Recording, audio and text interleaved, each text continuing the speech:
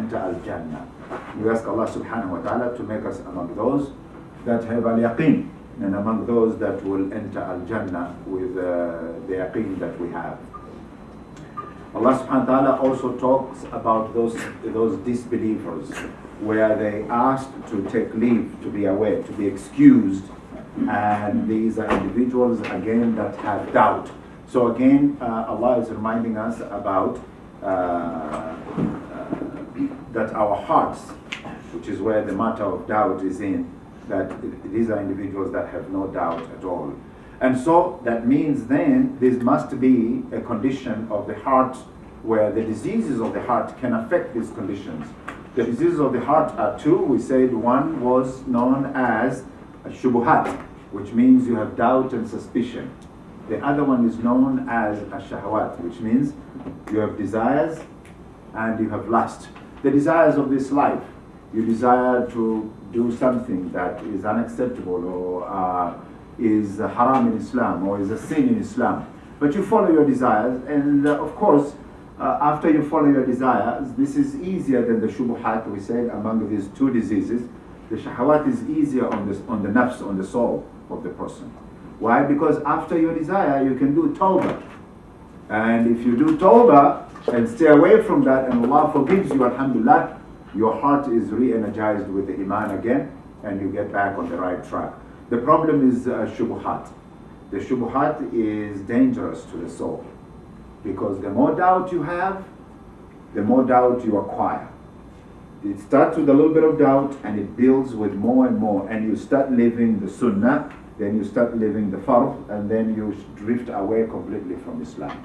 And so it is a very dangerous disease, shubuhat, and it's not as easy as the shahawat. Not saying that the shahawat is better, but we're also saying that between a matter of the heart, the shahawat is a little bit easier on the heart. But none of these diseases are easy, by the way. None of them, because you constantly have to check yourself. Are you doing the right thing? Did I do something that's haram, and so on and so forth. And we said, how do we treat this illness? We definitely cannot send you to the ER. Doesn't work that way. Despite all the modern machines that we have in this world, that's not how we treat this disease. We treat this disease by giving you knowledge. When you have something that you doubt, then that means you don't have complete knowledge about that, right? Let's say I have a bottle of water, and somebody came to me and said, you know how they bottle this water? They get it out of the river here in Nashville, and then they bottle it. This water is no different from the tap water that you are drinking at home. Why would you buy this water? And then I, of course, have doubt about that. But now how do I clarify my doubt? I go and research about this. I go and find the knowledge. Okay, so how do they make the sunny water? Well, you know what? The sunny water comes from this place. This is how they bottle it. This is how they clean it. Then in the end I say, oh, mashallah, alhamdulillah, it's different from tap water that I have at home. I now have knowledge about that matter. And this is how you remove yourself from the doubt. The more knowledge you have, the less doubt you have. So these conditions are always tied together to each other. They're linked with each other. Cannot separate them from each other, these conditions. And you can see from this example, al-yaqeen, you need knowledge to remove doubt, and then again it satisfies the first condition as well.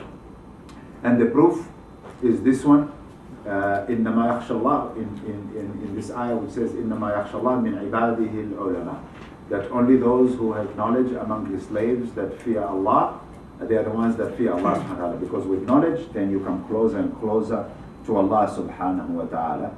And it's interesting that this ayah talks about the creation of Allah, and that the more knowledge you have about everything, including His creation, then the closer you get to Allah subhanahu wa ta'ala. Today we will go into the third condition, which we did not discuss last week. And so now we are in the condition of al-qabul. And al-qabul is acceptance. When you look at this word in Arabic, it really comes with an understanding that once a person now has studied Islam, they have built the knowledge base, whether it is the basic knowledge, the general knowledge about Islam, and then they have al-yaqeen, they are certain, they have no doubt in the shahada, then it follows that you follow this with the acceptance. So with the acceptance, it means that You accept it by saying it in your tongue, of course. You accept it by a matter of the heart. And whatever the Shahada teaches you, it implies that you also accept that. And what it also means that whoever refuses to accept the Shahada, and whatever the implications, the teachings of the Shahada are, this is an individual that can be considered a disbeliever. So one cannot refuse the teachings of the Shahada. Now, the Shahada is not just a translation, we say. The Shahada is a broad meaning, and its entire meaning is what Islam teaches you. It's not just, I believe there's no God but Allah, and that Muhammad is his messenger and servant. It means that it's whatever Islam teaches you, because that's the first pillar of Islam, right? So that means then, if you have learned something in Islam that perhaps you didn't know, and it's new to you, obviously, and maybe in your life you just didn't come across this information. You came across this information when you were 25 years old, or 30 years old. You didn't know. This condition means that now you'll start applying that knowledge in your life. This is what this condition means. You cannot ignore that and say, oh, well, I don't have to do this, oh, well, I'm already doing this, it's enough. No, it means that whoever refuses to accept this teaching can be regarded as a disbeliever. And so the Shahada, it's not a true Shahada without its unconditional acceptance. Okay?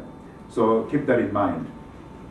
It also means whatever is stated in the Quran, which is our constitution, whatever is stated by the Rasul sallallahu alaihi wasallam among the authentic ahadith, and there are many of these ahadith that are authentic. You just have to go and read the volumes of Sahih al-Bukhari and Sahih Muslim, and you will see there are many. And the ulama have agreed that anything that comes from those two authors, Imam al-Bukhari and Imam Muslim, they are to be regarded, all of them, as authentic. And there are many other authentic hadith in the Musnad of Imam Ahmad, for example, in the Muwatta of Imam Malik, and Ibn Majah, and so on. But at least if you want to be sure that at least you're dealing with authentic hadith, you can have no doubt about whatever is found in al-Bukhari and Muslim. Those two, the ulama have agreed about those. And all the muhaddithun, even the ones who live in modern day age, they still agree about that, right? So you don't have a right to choose and say, I don't want this, I'll practice that, I'll leave this out, this can wait, this I'll do later on, and so on. And it comes from this ayah in the Quran, and it's a part of the ayah in Surah Al-Baqarah that says, أَفَتُؤْمِنُونَ بِبَعْضِ الْكِتَابِ وَتَكْفُرُونَ بِبَعْضِ. So now then, do you believe in a part of the book and then you reject the rest of the book? Obviously, you are not following the entire constitution that governs your life. This is very important in Islam, because some people follow certain things and then other things, they ignore them. But this is the ayah that challenges us in Islam about this, that you cannot do this, because if you do, you will be among the losers on this earth and in the hereafter as well. And so this is one aspect of the Muslim life we all have to be aware of,